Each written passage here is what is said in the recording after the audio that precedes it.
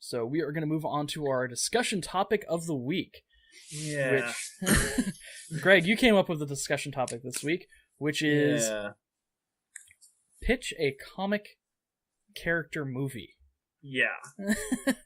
So, pitch a comic book movie that has not been done before. An original character who hasn't got his or her own movie yet. Yeah. I suggested it, but I gotta be honest with you, I've been having some trouble with this one. Yeah, I have an idea, but like the more I thought about it, and I'm still gonna use this anyways, I feel like this formula has been done before, but I'm gonna go with it anyways. So, Greg, what you got? Okay. Pitch me a movie. Okay, so picture this. We got the night sky. All right, that's how we open it up. We open up on the night sky. We get a narrator comes in. He says, "It wasn't until I met everyone else's measure of success that I realized I failed myself." Pan down. We have an alien jungle. Okay. This is not Earth. This is alien. This is weird stuff everywhere. We hear a woman scream. 2 people running for their lives burst through the underbrush. Okay. They're wearing spacesuits. Mm-hmm. Their faces are obscured. A man and a woman. Yeah.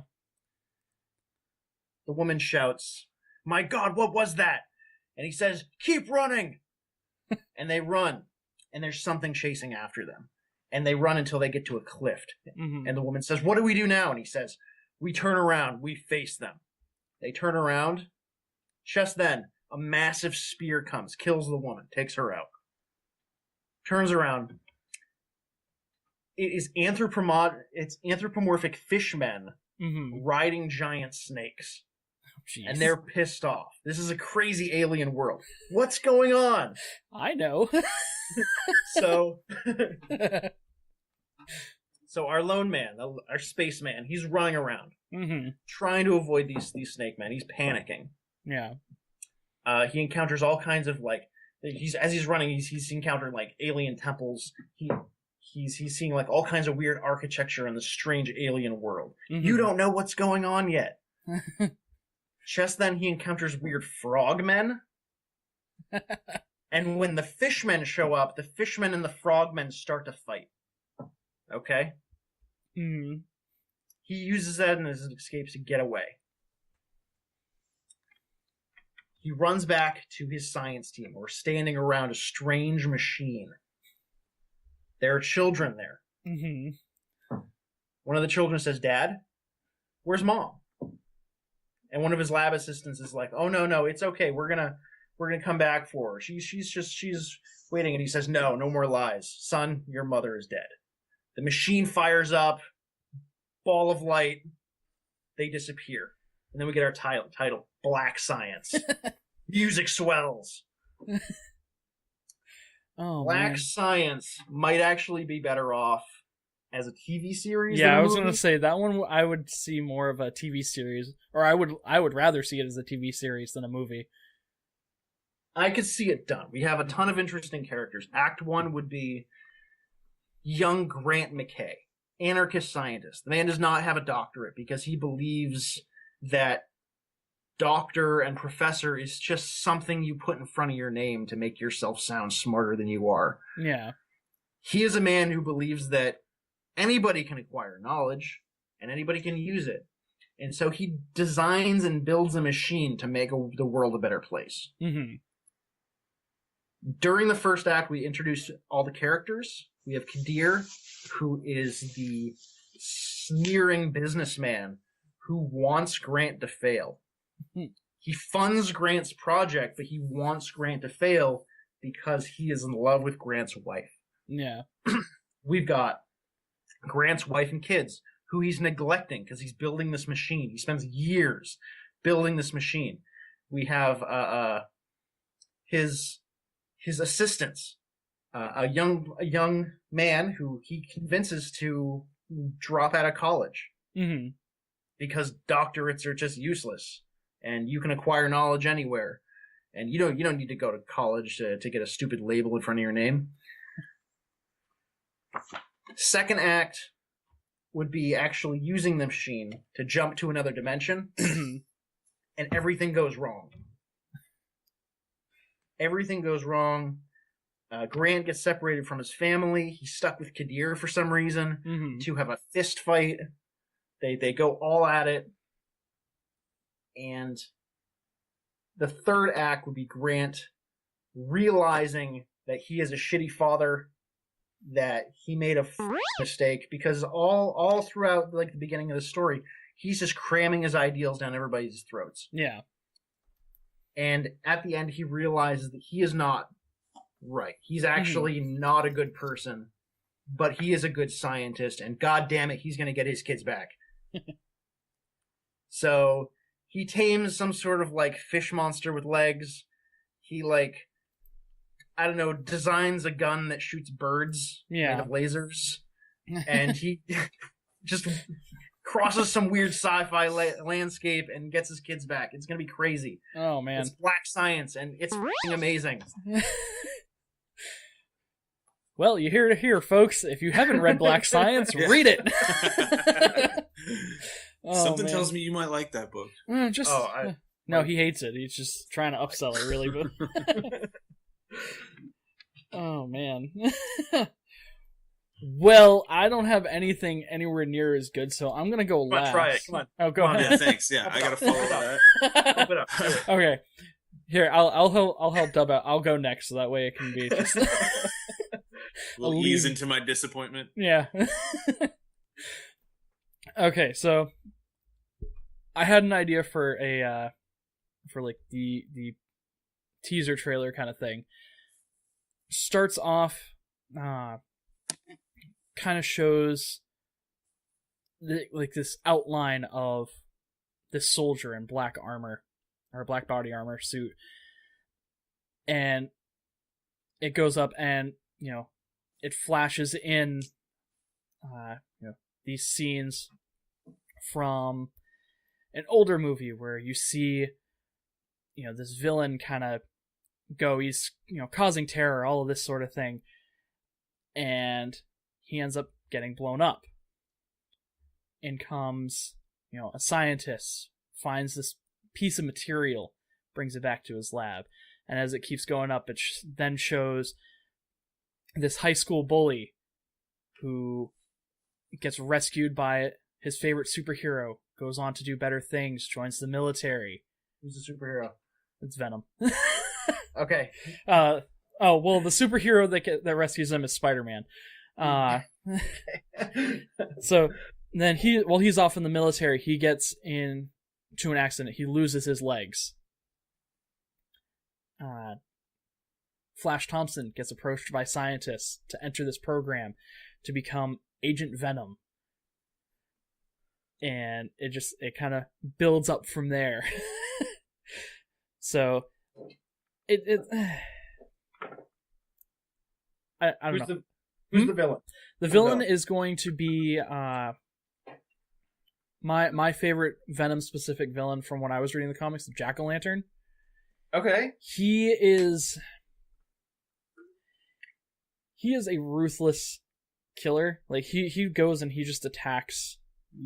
He knows who Venom is, so he goes and he attacks people that are close to him, and that would be the whole thing. The thing that I like the most about Venom is and what would be really cool for a movie, he's got that like the quirkiness of Spider-Man, because he kind of tries to live up to his favorite superhero, his idol, Spider-Man, and like be that avenger of justice and the good guy, cracking jokes, but he's also just as ruthless as the Punisher. Mm-hmm. So, like, kind of mixing those two kind of personalities together to go and take on this ruthless killer in Philadelphia. The setting would be Philadelphia. And Jack-O-Lantern would come in as being this newest merc that's hired by this local drug cartel that Venom has been giving problems to the first part of the movie. And building up to where Venom and Jack-O-Lantern face off in the apartment where Flash is living, ends up getting his neighbors involved and getting one of them killed. Okay, so you going Agent Venom? Agent Venom, yes. Yeah, so he's like a government employee. Yep. So. All right. Yeah. I had like to go. See Venom fight Carnage. I think that would be better. I figured that would be a better like sequel kind of thing. Okay. Like kind of build up, kind of give a background for like, okay, this is where, this is who Flash Thompson, Agent Venom is, building up, and then the next one he would be fighting Carnage. And maybe going on from there. Do you think there would be like a Spider-Man cameo? I would hope so at some point. Like maybe Spider-Man pops in and just like punches a dude or something. He just seems to swing by in the background. Yeah. I can see him making an appearance, and I believe Peter Parker actually shows up in Philadelphia and talks to Flash at some point. I can't remember. I've got to go back through those comics while he was there.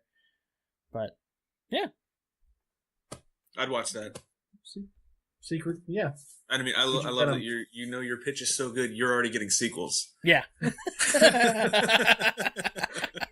Yeah, ambitious. Yeah, ambitious. I have none of that confidence. I didn't really, put together a trailer in my head, but okay. Yeah. I don't know if you guys have read Ex Machina. Nope.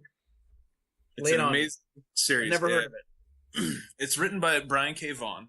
Okay. And it centers around a man who is involved in an accident and gets the power to control anything mechanical. He can turn on the TV with his mind. Okay. Anything like that. He saves one of the towers at 9/11. Okay. Because, he gets his powers a little bit before that and, works up to it, stops a robbery, that kind of thing. Yeah. And, gets this like jetpack suit with a helmet, and he goes by the name The Great Machine. Okay. After he saves one of the towers from falling, he is elected mayor. He's a huge hero to the city. He's, New York loves him. The comic series centers around his time as the mayor, but has a ton of flashbacks to his superhero days. He hangs up the mask and he's no longer a superhero, but has tons of flashbacks. Of course, like people still try to kill him and all that kind of stuff, but he's not putting on the jetpack every night. He's the mayor. I think it would be a great sort of mature superhero movie to focus on, there's a lot of political stuff and, all the normal drama stuff, but with a ton of flashbacks, you could get someone like Quentin Tarantino, because this is a very mature series, to do a sort of out of order movie where, you see his origin, but maybe not right in the beginning. Yeah. You get to know him and then find out that he has, this crazy backstory. And, I could see somebody like him or like Christopher Nolan, J.J. Abrams, someone with, that sort of different style, not just going to lay it all out for you, point A to point B. It would be phenomenal. It's a great comic series. I highly, highly recommend it. The artist, what's his name? Tony Harris does a great job. Yeah. But a mature comic. And I think it could translate well. Brian K. Vaughan also wrote Y the Last Man and Saga. If you guys haven't read either of those. Yep. Yeah, I know Saga. Fan. Yeah, so both, and he's had screenplays for both Y the Last Man and Ex Machina, but nothing's come of them yet. I would love to see them both as a movie. Yeah. That'd be cool. I'd watch that. All right. I mean, I don't know that Tarantino would be the right guy because he's maybe a little too stylized. Yeah. To do someone else's property. I don't think Tarantino would do that. I don't think he would either. But I would love to see someone with that movies. Gritty style, and it's got to have some of that sort of out of order. I don't want it like back to front like Memento, but like kind of Pulp Fiction where it was like a few separate parts just mixed up and then it kind of falls together. Okay. Yeah, I could see that. It'd be cool, but definitely check out the comics. The art's great. I'll show you guys a picture, but that doesn't do anyone listening to the podcast any good. Yeah. All right. It's a cool style. See if I can find something good in here. But that's my pitch. Okay. Yeah. I would watch all of those. Yeah. Especially if, like I said, Black Science, they would have to do it as the TV series because there's just so much that if they only did a movie of it, I'd be like, so are we going to go with like a Rocky set here where we're going to have like 12 different movies? Yeah. The thing is about Black Science is there's a lot of storylines intersecting with each other. Mm-hmm. Like, they'll be in one universe and they'll encounter like this centipede people and they've got a death cult. Mm-hmm. And they'll escape from them. But like the centipedes will like have this piece of technology that will allow them to jump through different universes too. But we're done with them right now. We're going to see them later because something else is happening. So that's more of a television show format. Yeah. Possibly like a Netflix kind of dealy going on. Hear that, Netflix? Black Science. I might even argue that this might be better animated. I can see that, yeah. I really don't see this happening in like live action. Just a lot of the imagery. Green screen movie. Yeah, the imagery is just too out there. Mm-hmm. Yeah. Like I said, I would definitely watch that. Ex Machina was made into a movie. I would definitely go check that out. I'd watch Venom. Yeah. I'd watch both your movies in a heartbeat. Okay. Yeah, I think that's going to wrap up our pitches. Okay. I think we did a good job. Let's get these pitches under wraps. Yeah.